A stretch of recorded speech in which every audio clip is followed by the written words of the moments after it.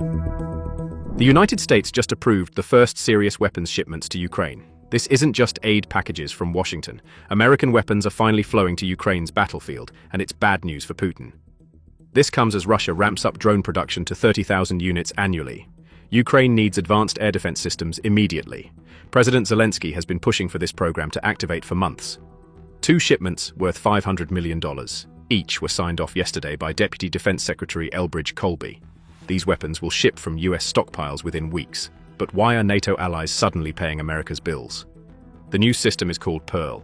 The prioritized Ukraine requirements list. Denmark, Netherlands, Norway and Sweden put up the first $1 billion. They're buying weapons directly from US military stockpiles based on what Ukraine needs most. This changes everything about how military aid works. Before, the US Congress had to approve every weapons package. American taxpayers funded $66.9 billion in military assistance since February 2022. Now European money flows straight to American defense contractors. NATO allies pay, America produces, Ukraine receives. The system bypasses congressional debates about funding levels. Elbridge Colby explained the shift. This new financial mechanism allows our NATO allies to directly fund essential US military equipment based on Ukraine's most urgent battlefield needs. The timing matters here. Russia's drone production will double by 2026. Ukrainian forces face nightly bombardments that existing air defenses can't stop. President Zelensky made his case clear. We need this consistent, reliable flow of weapons to meet our battlefield priorities. He's asking allies for $1 billion monthly in weapons funding. The first Pearl shipments include Patriot missile systems and counter-drone equipment. These aren't random weapons pulled from storage. Ukraine submitted specific requests based on current battlefield conditions. But there's more happening than simple weapons transfers. The Trump administration faced pressure to show burden sharing within NATO. American voters questioned why US taxpayers carried most costs while European countries bordered the conflict zone. This new system answers that criticism directly. European leaders understand the stakes. If Ukraine falls, Russia's military sits on NATO's eastern border. Stopping Russia in Ukraine costs far less than defending NATO territory later. The Pearl system could eventually supply $10 billion in weapons. That's enough to equip multiple Ukrainian brigades with modern Western equipment. Air defense systems, artillery shells, armored vehicles, all based on battlefield priorities. Russia's response came within hours.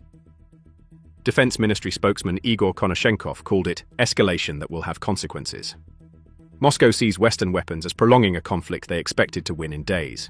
Remember, Russia controls 19% of Ukrainian territory today. They held more land in March 2022 than they do now. 500,000 Russian soldiers are dead or permanently wounded. This comes as Russian commanders face another problem. Soldiers are surrendering in record numbers.